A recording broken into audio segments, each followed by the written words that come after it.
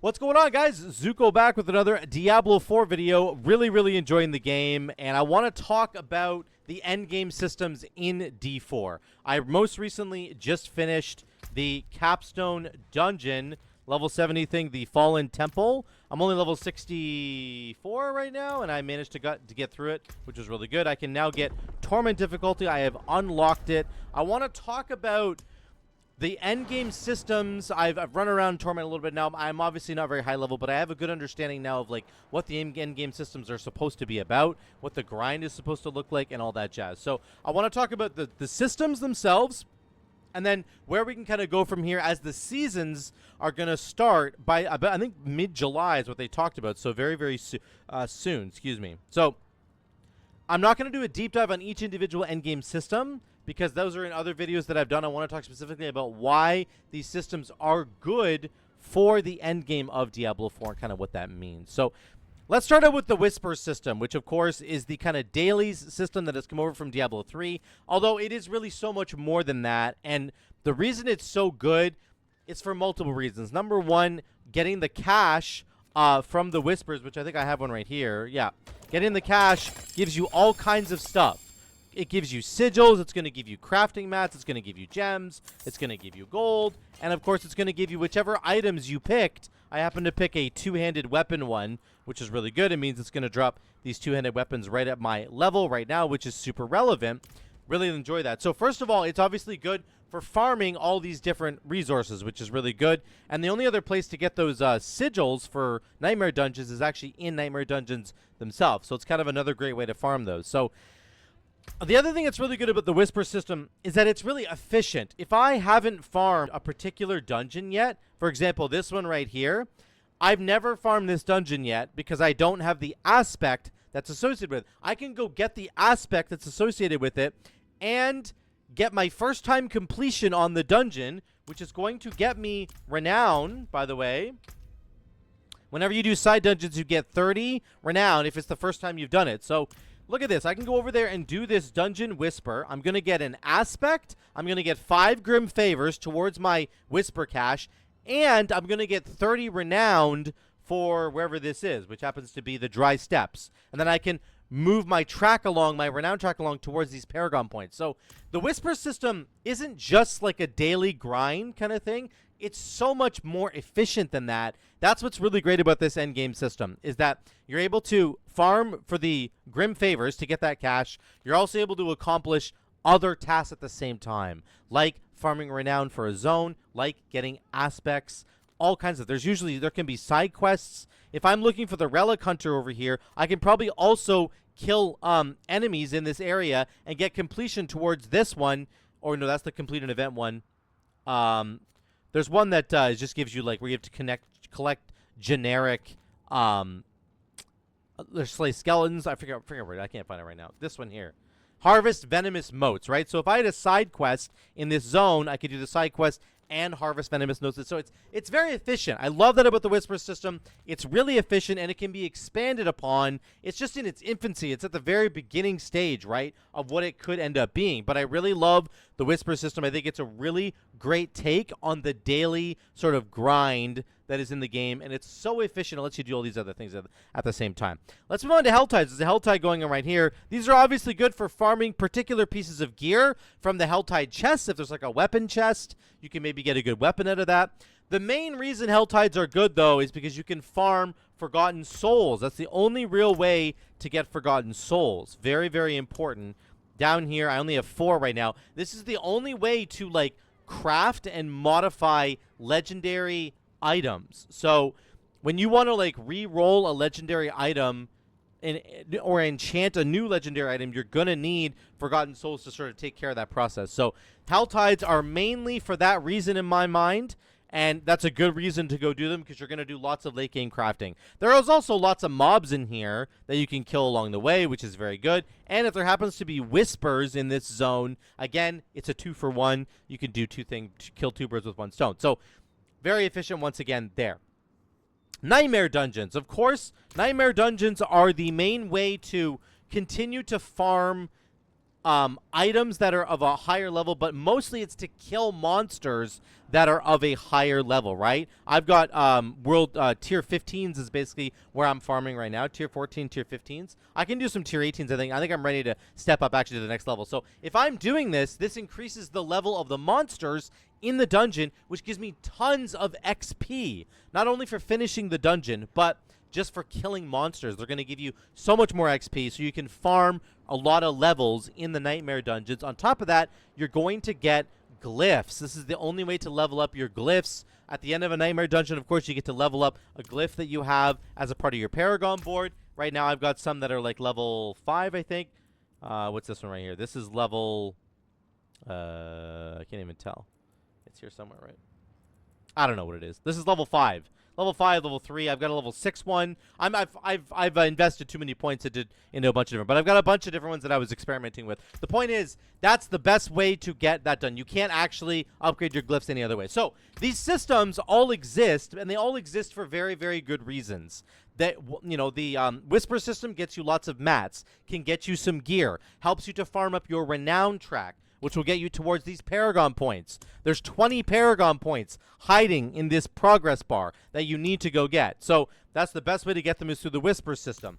The Helltides, you're going to get those crafting mats, Forgotten Souls. You can also target farm gear. The Nightmare dungeons, you can get tons and tons of XP, and you can farm glyphs and upgrade your glyphs at the end of the Nightmare dungeon, which is very, very, very good. So Blizzard has essentially crafted 3 different endgame systems that all are worth investing your time into. They're worth engaging. That's the main point I'm trying to make here. It's very, very good to engage in all 3 of these systems depending on what you need, depending on what you're actually chasing. If you're chasing specific items, you might want to do X, activity. If you're chasing a lot of experience, go do dungeon, etc., right? Whatever you want to do, there's a thing that will help you do that. There is a endgame system that will help you accomplish those goals, which is very, very good. On top of that, there's also world bosses that are chilling out in the open world, and they give you caches that look like this. I haven't opened this yet. I was saving it for this video, so you open the cache. It's often going to get you sigils as well, and legendary items, potentially unique items, I think, as well, which is very, very good. World bosses are another great thing. There's a weekly cache associated with them, which is awesome. And those are the systems that exist right now. What I think is really wonderful is the endgame systems that we have right now have created a wonderful, jumping off point. This is a great base layer of, a cake, right? It's the first layer of a cake, and you're going to build on top of it to make your masterpiece in the end. And I think that Blizzard has come up with a really fantastic sort of base system to get us into the late game. On top of these systems, of course, there are the dungeons that you have to go farm to get into the next world tier, right? If you're in Nightmare difficulty, which you'll be once you get to level 50, I'm going to talk about this in a second, but these dungeons will unlock. This one is right here. You're going to have to eventually go and do this Fallen Temple dungeon. This is really cool. This gives you a goal to shoot for. As soon as you hit level 50 on your character, you're going to unlock the Paragon board, of course, and you're going to start your Paragon journey at the bottom here. You're going to start working your way. So this is something fun that you get to start with in terms of endgame systems. This is the main progression path. And then on the map, this thing's going to pop up, this Fallen Temple. And you're going to be like, dang, I need to be level 70. Maybe I don't need to be level 70. I'm going to farm up to level 60, and then I'm going to try this dungeon. And you're going to get your butt absolutely handed to you by the final boss, Elias. I tried to farm this dungeon 20 or 25 times, and what was really, really cool about this dungeon, the dungeon itself was not too difficult. I was able to handle that with my current build on my Barbarian. But once I got to the Elias boss fight, I died repeatedly, over and over again, and I had to change my build a little bit. I had to go back to the drawing board and figure out what was wrong with my build, and it was really, really good. It caused me to go into my character and change a bunch of my legendary powers. This barrier power, I realized once I looked at it, was at a very, very low level setting. So I had to go farm another barrier legendary, and then turn it into an aspect, and then imprint it onto my helmet to get the upgraded barrier effect. It was only giving me a shield that was worth like 750, and then I upgraded it. Now it's worth 2,700, so now I'm much tankier. I upgraded a bunch of my legendary powers and added some new ones that I didn't have before, and actually ended up changing my build completely to being like a leap earthquake build with a bunch of death blow stuff thrown in there. I completely had to change my build just in order to kill the Elias in this dungeon, and that is good game progression. That is exactly how the game should work. You get to level 50, you unlock the beginning of the end game, and then you start the first grind. You're climbing up that first hill, and for lots of people, maybe you were following a cookie-cutter build, and so you didn't have to do this, but I prefer to play these games on my own and figure it out on my own. I love doing that, discovering my own build, playing it my own way. It's more of a struggle. It's a harder way to play the game, but I love it playing that way. And this dungeon for me was so enjoyable to finally beat. It sucked dying probably 30 times to Elias in total. That sucked. But once I killed that idiot, I was so happy. Oh my God, it was like the best feeling ever. I killed him last night off stream, and I was just like screaming. I was like, this is so good. So those are the kinds of moments that are created by this content being incredibly difficult to progress through. And this is exactly what Blizzard needs to keep putting into the game to make it more exciting over and over and over again. So like, this is awesome. This is awesome. You're going to get to level 50. You're going to start the grind. You start grinding from, 51, 52. You're going to get to level 60 to 65. Once you get within that range, you're likely going to be able to tackle the Fallen Temple dungeon, get past Elias, and that unlocks the next world tier, of course, World Tier 4, the Torment difficulty. And Blizzard has set this up in a really wonderful way, right? Getting to Nightmare gets you access to sacred items, and then uniques can drop. You get Nightmare sigils, you get all the endgame systems are unlocked. Once you get to Torment, you're going to get Ancestral items, which is the next level up. You have to refarm all your sacred gear and turn it into Ancestral gear, basically. And then new unique items can drop. Monsters give more experience, so it's a really good incentive for characters to get to Torment. You want to get here because it has all this amazing stuff waiting for you, but you've got to get past that dungeon at the beginning, which is, I think, an amazing way to set up your game. Now, once you do get past it and you get to Torment, they have another Capstone dungeon waiting for you at the end. Again, another goalpost to shoot for, and Blizzard, I think, is really nailing this idea of having these Capstone dungeons that you're going to try it at a lower level. You're going to get your ass kicked, and then you're going to go back and try it once you've leveled up more, got some more Paragon, change your build a little bit, adjusted things, you come back, you try it again, and then you beat it, and it gives you that feeling of satisfaction. So, yes, there's a grind. There's always a grind in these kinds of games, and there is an endgame grind with Diablo 4, the same as there's always been. I think the pacing of this grind is perfect. I think it's spot on.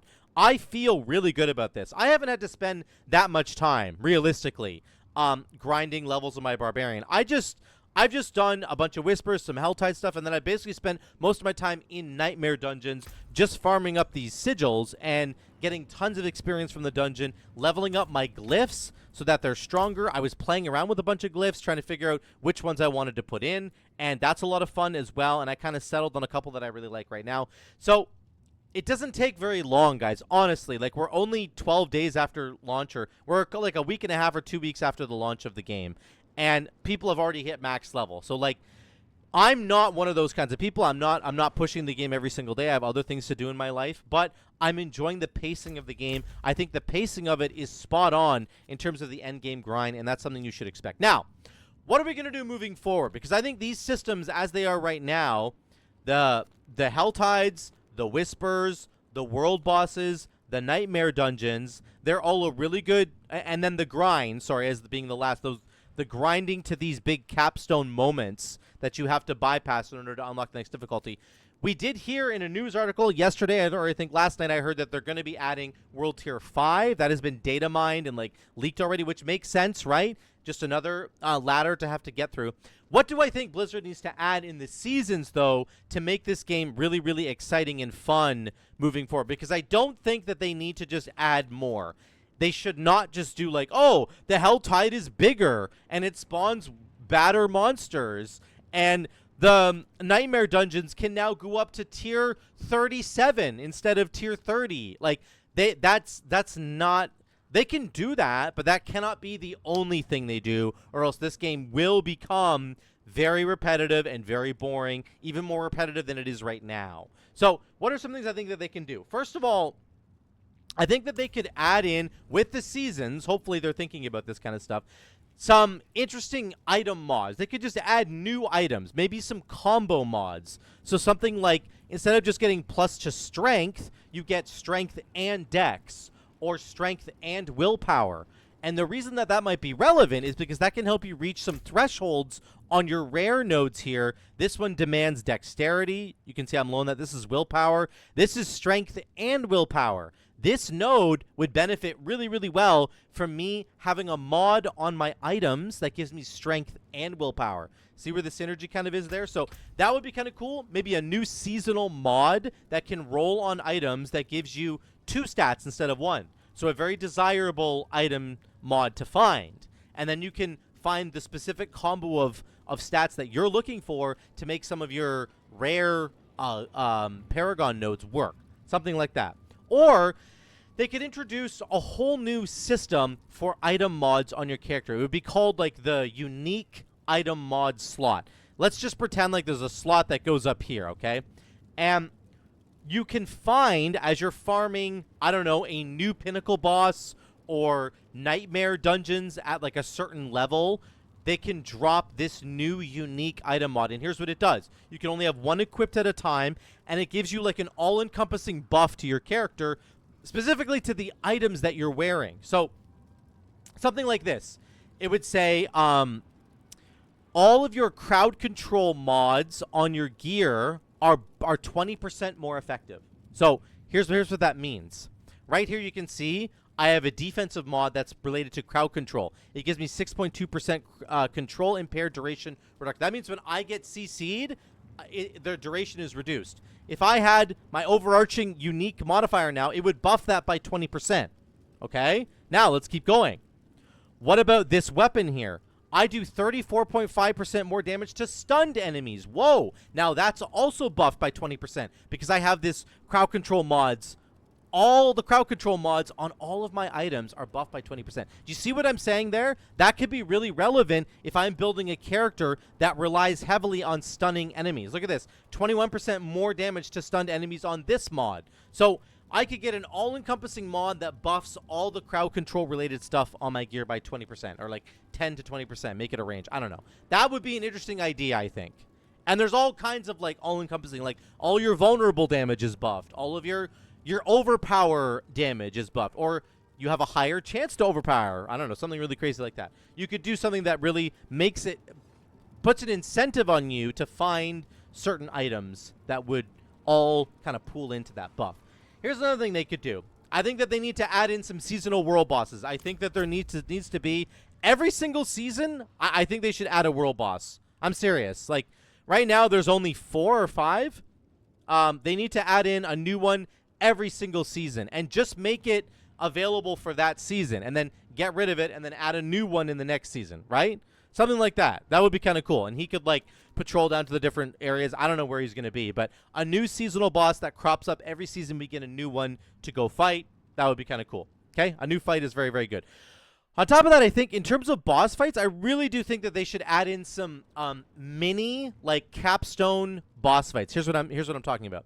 Very similar to the way that these capstone dungeons are working, they should add in capstone boss fights. So at level 60, okay, before you even get to the level 70 dungeon, at level 60, there's like a pinnacle boss fight that you can go do, and that boss has a unique drop pool. So he has a higher chance to drop a unique weapon for any class, like one unique weapon of any class, let's say. So that's like his drop pool. And it's worth it to go farm him in case you might get that unique drop. Again, give another incentive for players to engage in an endgame system that might be enjoyable, right? That would be kind of cool, I think. Have another pinnacle boss fight at level 70 and another pinnacle boss fight at level 80 and level 90. And then you have the Lilith one at level 100, of course. the Echo or whatever that is. So like, but make more of them. Give us like more and more and more of them. I think that would be really cool. It's similar to Path of Exile, right? How it has the mini bosses that you fight, like the Infinite Hunger, right, and the Black Star, and you're fighting those on your way to fighting the Eater of Worlds and the Searing Exarch and the Maven eventually. Like, there's so many great, unique boss fights in PoE. It's one of the best things that PoE does. I hope they should bring that to Diablo 4. I think that would be really fun, okay? Another thing they could do is create a seasonal Paragon board buff. This is one of the last things I'm going to talk about. I think this would be very, very cool. So here's what they do. On the Paragon boards, in the next season, there's a new seasonal Paragon board buff. I don't know how you farm it, but you go farm it, okay? And there are different buffs that you can go farm. For example, one of them could be plus 15% to all stat increasing magic nodes, right? So right here I have a magic node that buffs a stat. In this case, dexterity. This would be buffed by 15%.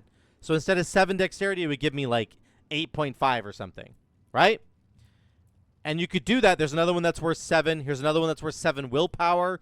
This is worth another 7 willpower. You see what I'm saying? So you could get a Paragon board buff that buffs one of your boards. You pick a board that you want to buff. Let's say I want to buff this one. This is my Berserking board. You only get to buff one board, but it has a massive effect. All magic nodes increase by 15 to 30%. Excuse me, magic stat nodes. Or you could have a really unique one that says, on this board, it converts all dexterity nodes into willpower nodes, but it reduces them by about 50%. So this goes from 7 dexterity to 3.5 willpower.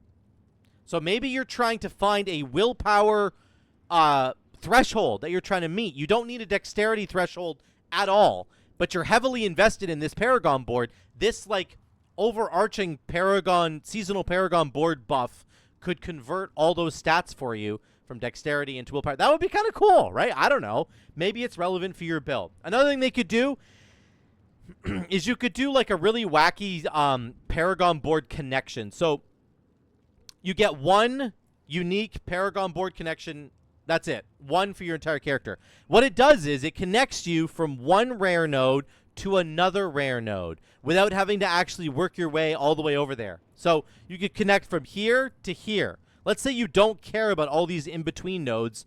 You could just get yourself up to this rare node and then activate your connection and connect over to here and then start allocating points from over here and work your way towards the legendary node. Like, you could skip parts of the Paragon board with this connection node. Again, you only get one for all the boards. Just one, because it's really, really powerful, right?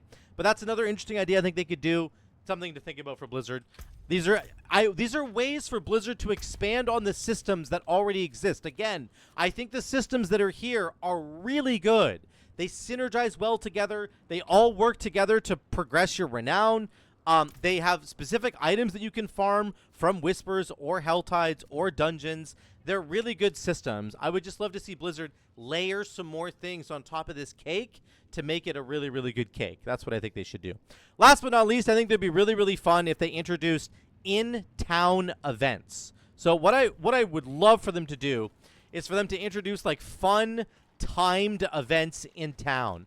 So let's say you go to like the Alchemist, okay? And there's a timed event going on at the Alchemist.